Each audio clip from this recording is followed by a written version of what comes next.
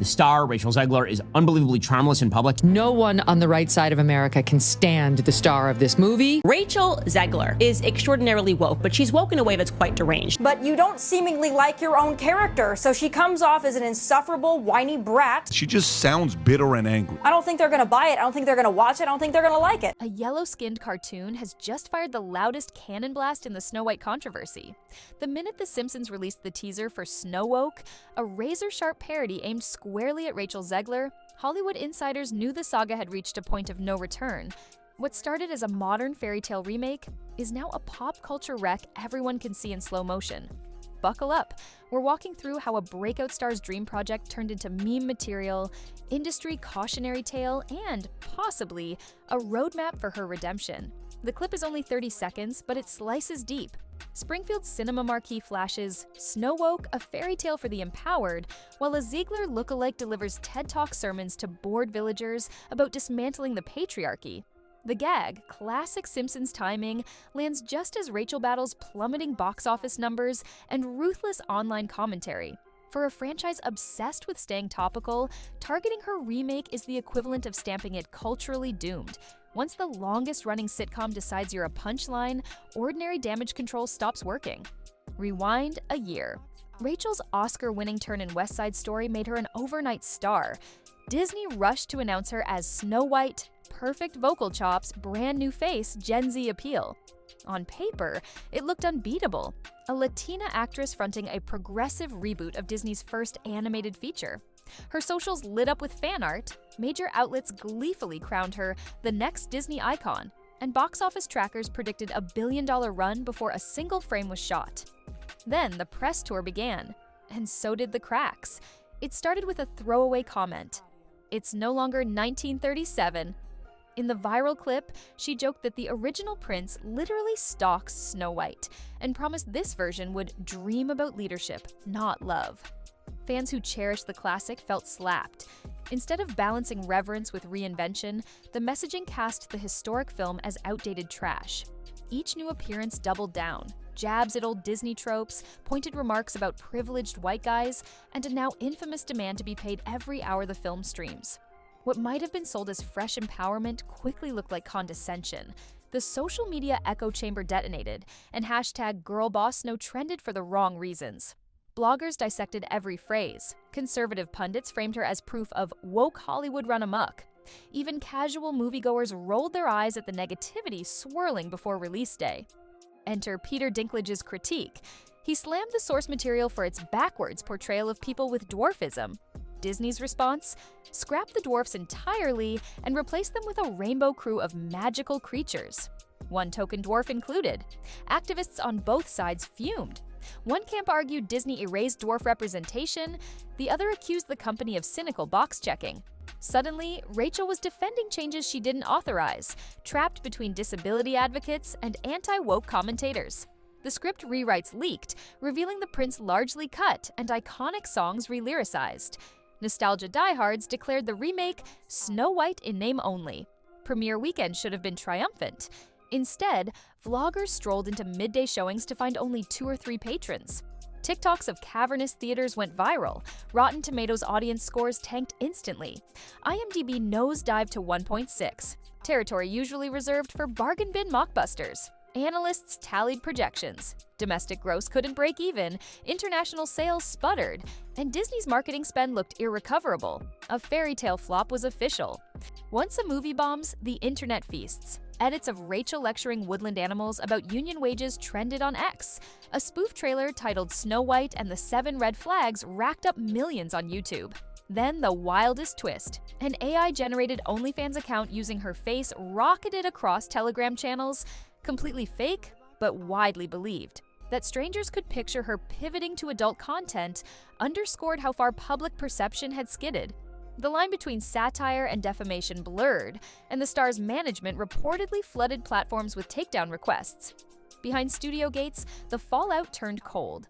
Voice work offers vanished. Rumors surfaced that Pixar quietly recast her in a Toy Story spin-off. Executives whispered about PR liability clauses in new actor deals. Projects once pitched as Rachel vehicles stalled in turnaround. Agencies still love her raw talent, those pipes, that screen presence, but budgets can't risk a headline magnet stuck in controversy limbo. Disney, famous for protecting talent, remained publicly silent, leaving her twisting in the wind and signaling to other studios that she was on her own. Career chaos rarely stays professional. Longtime boyfriend Josh Andres Rivera split during the media storm, friends citing unrelenting stress and 24-hour hate in their DMs. Paparazzi captured Rachel visibly upset on a coffee run. Tabloids ran Snow White meltdown covers. Therapists on TikTok offered armchair diagnoses, while podcasts debated whether fame culture had chewed up another young star. Each personal hiccup became proof, fair or not, that she was unstable. Now circle back to Springfield. The Simpsons has lampooned presidents, pop idols, even entire religions, usually after a scandal peaks. Their Rachel stand-in, Rachel Z, struts across the screen banning princes, rewriting history, and bombing at box office before imploding on Krusty's talk show. In 30 seasons, only truly headline-engulfed figures make that cut. The parody doesn't just laugh at her downfall, it documents it in animated amber. Viewers who never watch the actual film will remember the cartoon version, and that memory will outlive the ticket sales charts. Hollywood loves a resurrection arc almost as much as it loves a scandal, and the road back is rarely as impossible as it feels in the moment. Robert Downey Jr. went from mugshots to Marvel icon. Brendan Fraser wandered the wilderness for a decade before clinching an Oscar. The simple truth is that talent, handled wisely, can outlast even the ugliest headlines. Rachel Zegler still has all the raw ingredients: a powerhouse voice, genuine screen presence, and the youth advantage of time to rebuild. But unlike the animated princess she portrayed, no magic kiss can fix this. The comeback will demand strategy, patience, and humility. Every crisis management playbook starts with a pause. Let the memes burn out, let the algorithms chase fresher targets. The public attention span is ruthless but short. Disappear from the discourse long enough and the noise moves on. No more passionate defenses on TikTok, no more off-the-cuff hot takes in red carpet interviews. Just a deliberate retreat that signals she's listening rather than lecturing. When the heat cools, the pivot should be intimate, not blockbuster.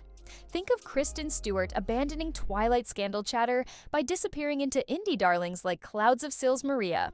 A modest budget film at Sundance or a streaming miniseries rooted in character over spectacle could remind audiences why they liked Rachel in the first place.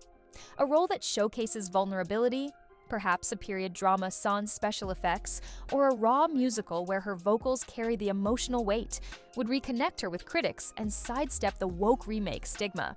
Broadway, or even a national tour, offers two key advantages: nightly proof of talent and minimal social media noise.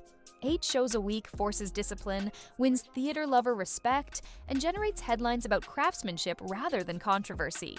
Lea Michele's Funny Girl run recently flipped a harsh narrative into standing ovations. Rachel could execute a similar reset, leaning on the singing chops that landed her West Side Story in the first place. When the time comes to reappear on talk shows or podcasts, tone is everything. Not an apology tour, audiences sniff out PR scripted contrition, but reflective candor.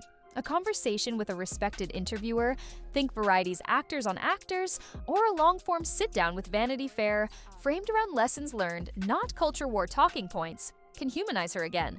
Reference the backlash briefly, own mistakes without blaming edits or out-of-context clips, and pivot quickly to the craft, what she's reading, studying, rehearsing. Studios will return, money follows proven redemption, yet the first major studio collaboration must align brand values. A musical animated feature at Illumination or DreamWorks that skews fun and light could restore family-friendly credentials without the baggage of legacy IP. Alternatively, a prestige streamer project, Apple TV+, HBO, with an auteur director might position her as an artist rather than a headline. Contract clauses demanding social media approvals and structured press plans will protect both sides from déjà vu. If Rachel executes this blueprint, the Snowwoke episode may someday feel like the commercial break between 2 acts of a much bigger story, a stumble before a surprising second wind. Fail to adapt, and that same episode will remain her pop culture obituary, replayed whenever Hollywood pundits list legendary misfires. The spotlight is still on her, but whether it illuminates a triumphant encore or a cautionary fade-out now depends entirely on her next, very deliberate steps.